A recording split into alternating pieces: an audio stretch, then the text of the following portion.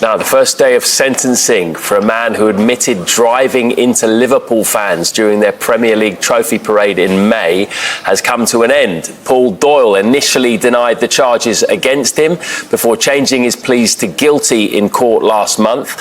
Geraint Hughes was inside Liverpool Crown Court for us today. And Geraint, what did the court hear? What's happened today is it's the first day of a two-day sentencing hearing. And just to explain to people, this is not a trial. There was due to be a scheduled trial of Paul Day, but before that even had a chance to get going, Paul Doyle changed his plea to guilty. So what happens with these sentencing trials? They often take a day or two because you still have to have the prosecution outline what its case would have been.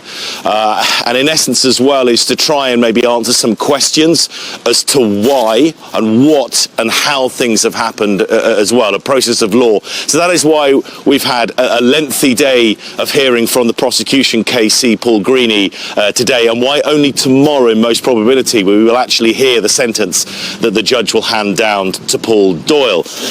Just a quick warning to those who are watching and listening to me right now. I will describe some very, very distressing scenes from May the 26th, the day which was meant to be a joyous day for Liverpool fans. Tens of thousands came to the city centre, but in a crazy 2-minute period between 1 minute to 6 and 1 minute past 6 in the evening, everything changed. So just a warning that some of my descriptions of what happened may be distressing to some, because in the court today, and there were audible gasps and there were tears as well from some, is that the court was shown the full dashcam content from the vehicle that Paul Doyle was driving, a 1.9 tonne Ford Galaxy.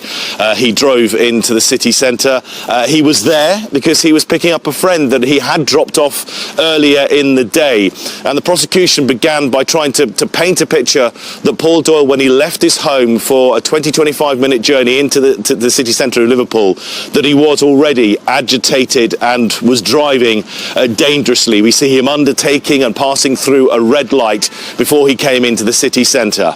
Then, as we've seen on the dashcam footage and from mobile phone and CCTV footage collated by the police, we see the carnage that ensued over 2 minutes, just around 6 o'clock in the evening, where Paul Doyle becomes audibly very, very agitated inside his car from that picked up on his dashcam content, and he starts to beep his horn and drive aggressively towards many of the fans who are leaving the central area. Let's not forget that Liverpool had been paraded. It finished up at the Liver building at about 20 to 6 in the evening.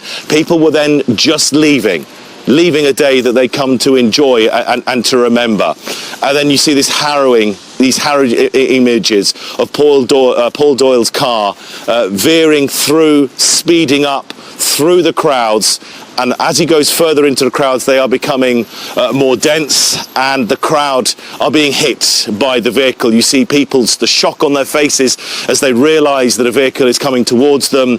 What is also a real thing that sticks in the mind is that you start to hear the screams from those outside the vehicle, the crowds, the pedestrians that are trying to get out the way, that are being hit by the vehicle as well. That was very telling in court today. And then eventually you hear as well the vehicle come to a stop. And we've heard in court today as well about a man being described as a hero, a man called Daniel Barr, who was able to get into the car through the back door, get onto the back seat, and he managed to pull the automatic gearbox and turn it to the P position, the park position, and that was one of the reasons why the car stopped. The prosecution KC Paul Greeny, he said that wasn't the only reason. Paul Doyle was trying to accelerate, but Daniel Barr had put the car into the park position, and it was also probable as well the vehicle could travel no further, because unfortunately and terrifyingly people were still trapped under the vehicle. So that's what we've heard and seen in terms of the footage displayed to the court today. This afternoon we've been mainly hearing from personal victim impact statements from the many people caught up with this. Let's not forget 134 people were injured. There were 31 charges against Paul Doyle. I will not go through them all, but I'll give you a sense is that many people are suffering with mental health issues, anxiety, depression, fear of crowded spaces, frightened to go out. We've heard from a Liverpool fan, well, they were all Liverpool fans, but one who's a regular at Anfield that says when he goes to Anfield to watch Liverpool, all he can think about are the events on Water Street.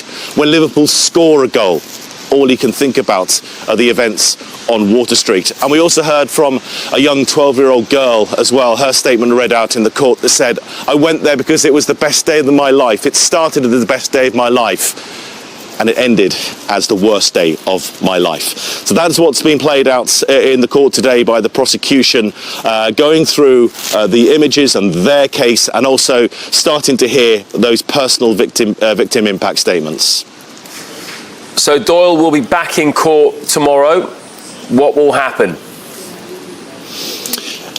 Yes, we haven't quite concluded hearing from all those victim impact statements being read out from the prosecution. They will continue tomorrow morning. The judge is going to begin court slightly earlier tomorrow morning. He's bringing it forward by half an hour so we can hear those in full. Then it will be the judge's turn. He will present his summing up and his reasoning before he will deliver sentence against Paul Doyle. And let's not forget, when Paul Doyle changed his plea to guilty last month, at the time then, the court warned him he would be facing a lengthy custodial sentence. But that sentence, though, will be handed down by the judge at some point tomorrow. Geraint, thank you.